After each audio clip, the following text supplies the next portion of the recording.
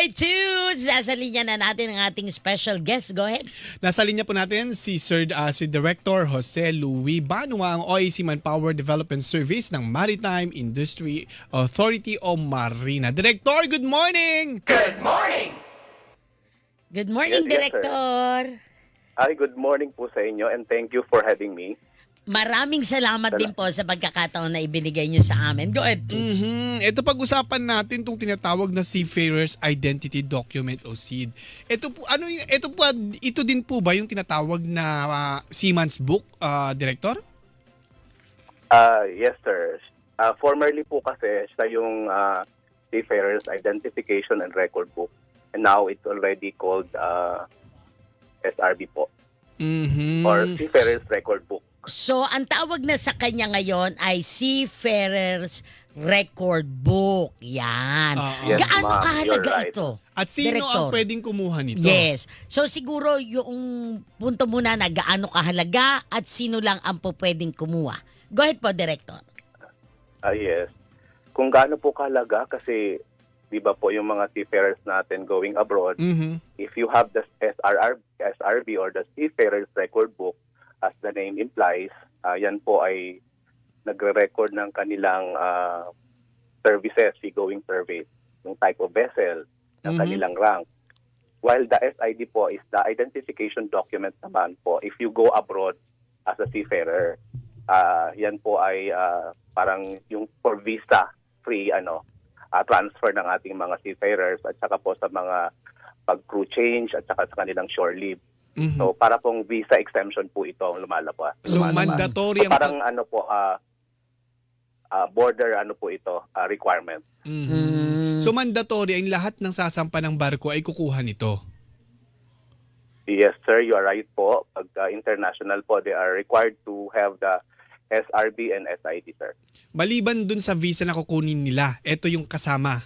Tama po ba yung pagkakaintindi ko, Director? Yes sir, kasi minsan nagkakadoble. But this one, as per the ILO Convention, serves as already as a visa.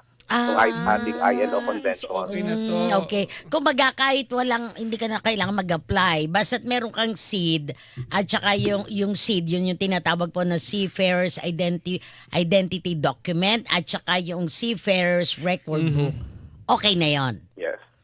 Opo. But the important one is the SID as far as the visa waiver is concerned. Pag pinag-uusapan visa, yung papasok ka sa iba't ibang bansa, yung pagpapasok yung barko, di ba? Na kung saan doon ka nagtatrabaho, yun na important, yung CID. Kasi yun yung magsisilbing parang visa mo doon sa mga bansa na You're right. papasukan mo. Yes. Go ahead, Toots. Yes. Saan nakukuha tong mga to, sir? Para sa sa kaalaman ng mga kapuso din natin. Yeah, that's a good question because we have already processing centers all over the country, around 14. And we have the central office and scattered po ito sa mga regional offices ng ating Maritime Industry Authority. So, at their own convenience, they could go to the processing centers. But for as long as they have to do first the online appointment using our online appointment system. Online appointment po tayo mga kapuso. Parang So passport hindi din. tayo po pwede na magwa-walk-in, di ba? So online, Opo. doon po kayo kukuha ng inyong appointment. Doon kayo bibigyan kung anong petsa, anong araw at anong oras kayo maaring pumunta. Tama po, Director? You're very correct po. Yes, Okay. ma'am. Nag-e-expire din po ba ito, sir, Director? Yes po. Definitely po may expiry for our SRB or the Seafarer's Record Book. 10 years po ang expiry nito or validity, while yung ating SID is 5 years ang validity po. 5 years ang CID. Ano po ang mga requirements para makakuha nito, Director? Yes. Qualifications, Both po ito ng SRB. requirements? Yes. Yes. As far as the documentary requirements are concerned, ito pong SRB and or SID, ito yung mga requirements. Nagsisimula po tayo sa birth certificate. Of course, issued po ito ng PSA, yung mga tinatawag tayong SECPA. Or, may or po dito, or passport, or identification certificate issued by the Bureau of Immigration in case of dual citizens po natin. And then, may susunod pa po tayo sa mga married women. We have the so-called marriage contract. Then, valid NPI clearance. Then after which, we have the certificate of completion po for basic training. So may training po muna sila. We call that as basic training. Or mayroon po dapat silang certificate of proficiency ng training na ito or COP. And then documentary stamp tax po, a minimal fee of doc stamps po. So parang PIDOS din And pala of ito, course, no? a payment of 1,000 pesos each po. 1,000. Ma'am, Yes. Plus convenience fee na minimal lang around 30 to 50 pesos po sa mga ating collection centers. 1,000 pesos lang po Pagka humigit dyan, wag kayong magbayad. Ay, sabi po ni Director Banwa 1,000 pesos lang at saka meron lang pong fee na 30 pesos po ba yun, Director? Yes, 30 to 50 pesos depending on sa ating mga collection Yes. agent po. Basta't Mga hindi po- online naman po ito. Correct. Basta't hindi po tataas dyan, yung pag merong nanghingi sa inyo naman, ay, wag ko kayo magbibigay. You're right po. Director, pag sinabi kasing seafarers, ang nasa isip natin, seaman lang. Sino pa yung pwedeng kumuha nito? Kasi kanina nabanggit na ni Mami yung mga nagtatrabaho sa cruise. Sino-sino sila? Aha. Ganyan po. Okay. Sige po, good question. So kasi po may level tayo ng mga seafarers. We have the masters, the mga chief officers, chief engineers. But aside from that, we call the maritime professionals. We have the so-called ratings po or the support group.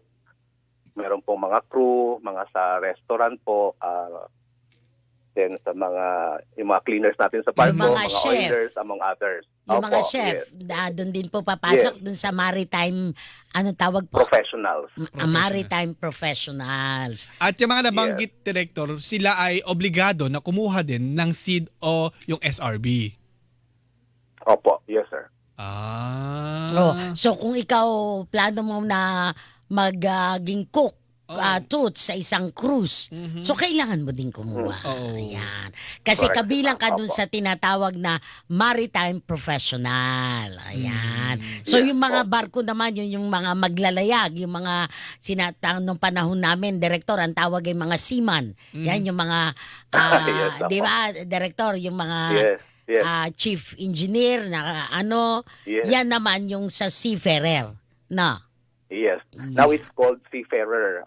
Kasi po na-define yan ng convention that they are being called as seafarer. collectively. Hindi na siya seaman, di ba? Kasi nung kabataan not po. namin ni Director, seaman ang tawag dyan, Director? Tapos gino-joke pa. Gino-joke pa. Basta, di ba gino-joke nila dati pag sasampa seaman, loloko. Ganon? Hindi na. Iba na po ang perspective iba ngayon. Totoo. Iba na daw, iba na. Loyal na sila, ikaw naman talaga, Tutso. At saka ang ganda ng profession na to ngayon. Kasi nakikita ko yung mga kaibigan ko, yayaman nila. Kaya minsan gusto ko na rin magbarko. Yun nga yung tatanungin ko kay Director.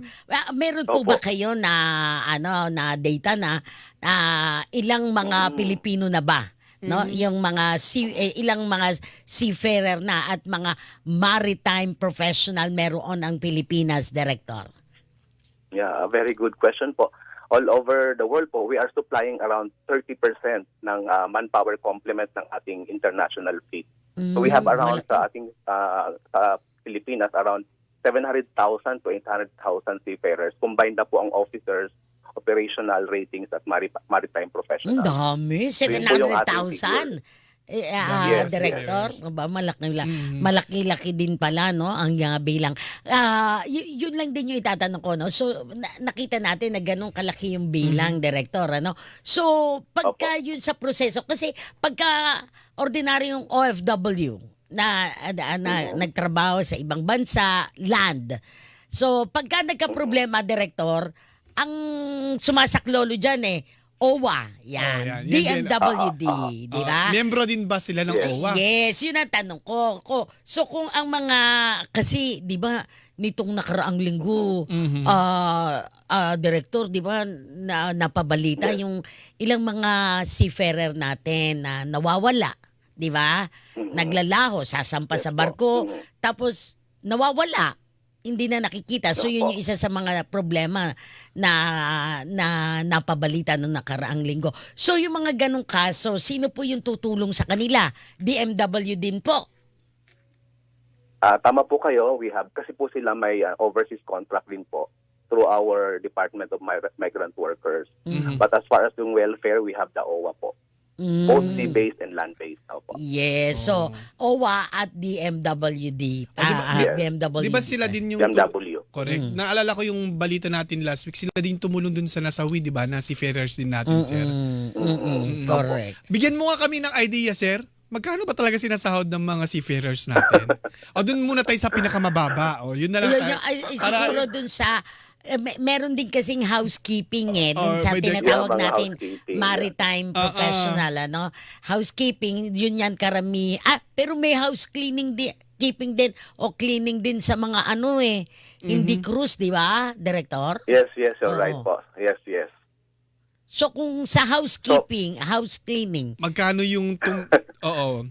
Ay, ano lang, range Yeah, lang natin. Range lang naman po, average no, around 90,000 to 150,000. Per contract o per month? It's a per month. Per month. Oh, malaki. budol, ikaw naman, nadong ka sa laot, wala kang makikita, kundi dagat, Kaya hindi ko. hindi ibibigay yung malaking sweldo, malaking Pero ma'am and sir, subscription. yun lang po ay sa sa ating mga ratings lang na tinatawag. Oo. But for the officers, higher than that, around 500,000 to 800,000. Ay, talaga palang malaki ang Depende pa sa officer, sir, no? Di ba may mga ranko-ranko din sila? Malaki pala Yes. talaga ang ano. And they are tax-free. Oh, tax-free. Ay, tax-free!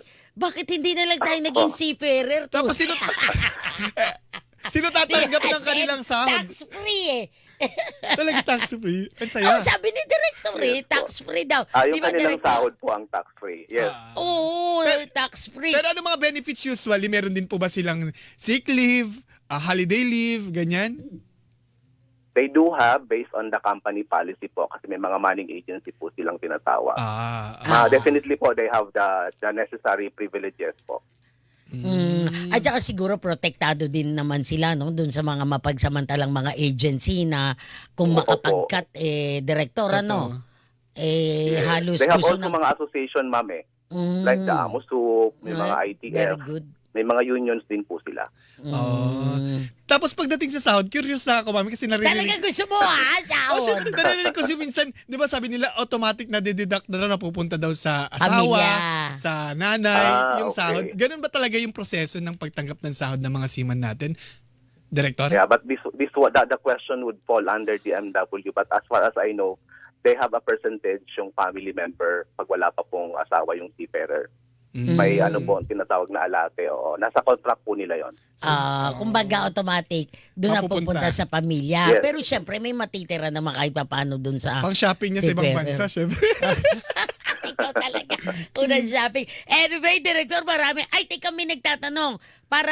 So, first time at saka renewal si nitong seafarer record book Record at SEED.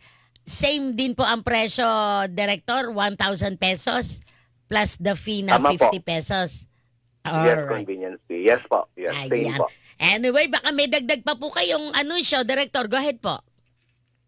Anyway, thank you for having me here. If you have concerns po, available naman ang mga offices namin nationwide. We have the Marina Regional Offices plus our central office at port, located po ito sa Port Area, Manila. At may website naman po kami for website and email for further inquiries po.